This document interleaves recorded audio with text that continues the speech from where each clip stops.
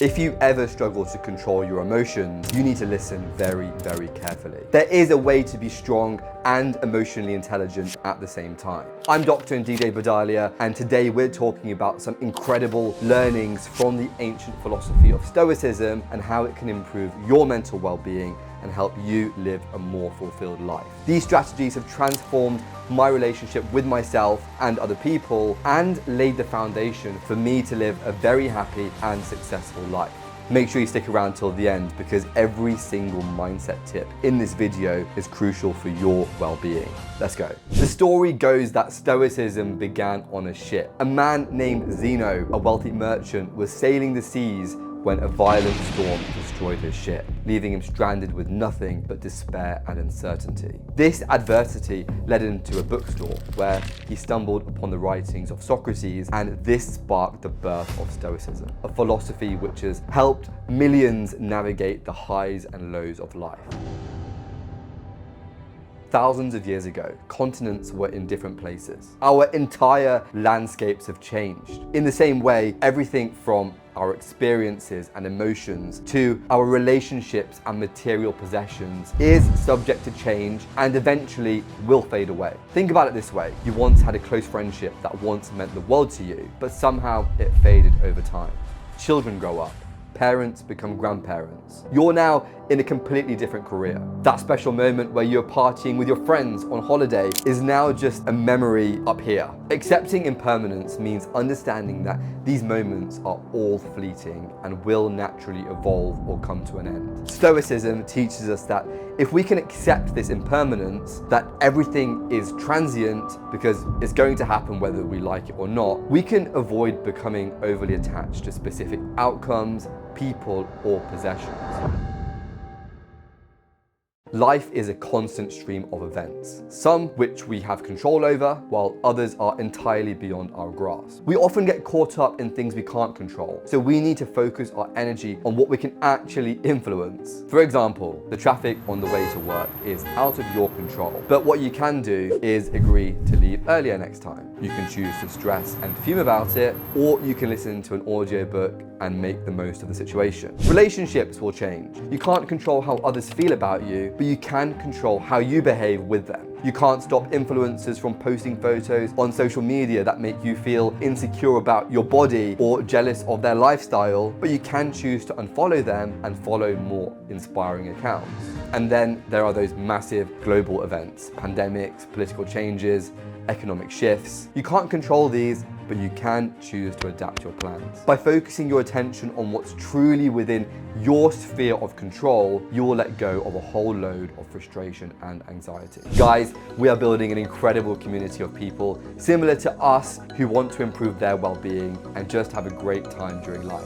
As a DJ, I throw parties for you guys in the most iconic locations in the world. So to stay up to date with my events and mental health content, make sure you hit the subscribe button below and let me know in the comments who you are.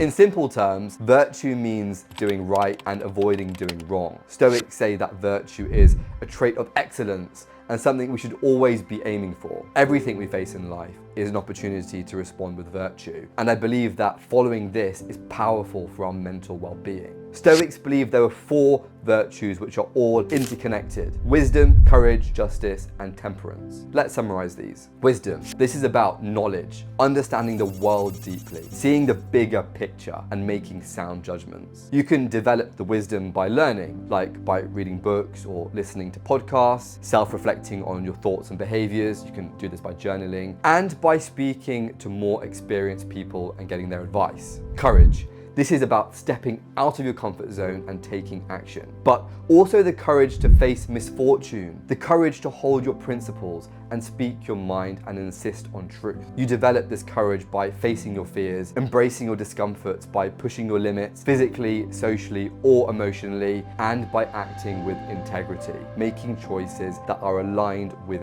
your values. Justice. This is about treating others fairly and with kindness, not doing harm to others, and contributing our part to the common good. You can build this virtue by putting yourselves in the shoes of others and understanding their perspectives. That's empathy, and by standing up to injustice. Temperance.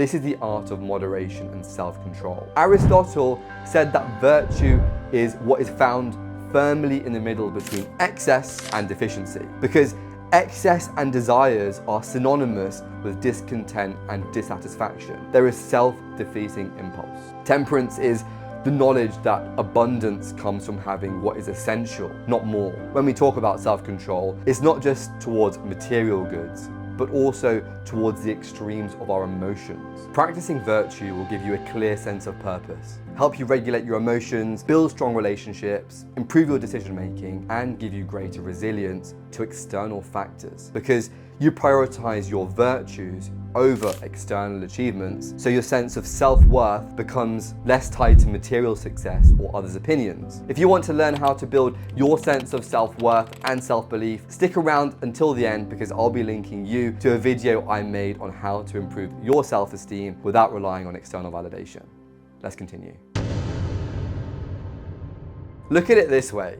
Challenges are your personal gym for your emotional muscles. By facing adversity head-on, you become stronger, more adaptable, and better prepared to handle life's curveballs. Back when I started working as a doctor, my first job was in the emergency department, where sometimes we see the most life-threatening situations that a human can ever be in. I felt anxious and unprepared, but I threw myself in, viewing it as an opportunity to learn new skills and meet new people on the same professional and personal growth journey as me.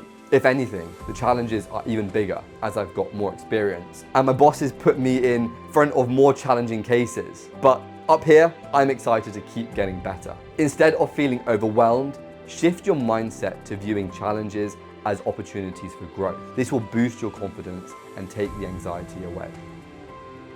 Here's an interesting one. By intentionally contemplating the potential loss or absence of things in our lives, we create a deeper appreciation for what we have. You need to imagine the loss. That means vividly visualizing losing the people, possessions, or circumstances that bring you happiness, like your loved ones, your health, or your job. By confronting the impermanence of these things, you confront the reality that they won't always be there. Doing this will bring on a temporary sadness or discomfort, but will be a driver for your gratitude. Negative visualization also means you reduce excessive attachment to things like material possessions or relationships, because this can lead to dissatisfaction and a lack of inner peace. For example, if you're excessively attached in a relationship, this can lead to emotional dependence on your partner for happiness. And then when they're not there because they're at work or seeing friends, it might cause you some distress. The other thing about negative visualization is that it prepares you for a loss. You've rehearsed the scenario in your head, so when it happens, you're better at managing that setback. Let's say a friend is worried about failing an exam. You can lightly explore what their options might be in advance of them getting the result, so they don't feel as overwhelmed if they don't pass. Let's be clear, negative visualization is not about constant pessimism or dwelling on negative thoughts, but helping you realize what you are grateful for and setting you up to deal with situations that might challenge you emotionally. If you're enjoying the video so far, make sure you hit the like button and subscribe to my channel for more content on taking control of your mental well-being. Let's continue.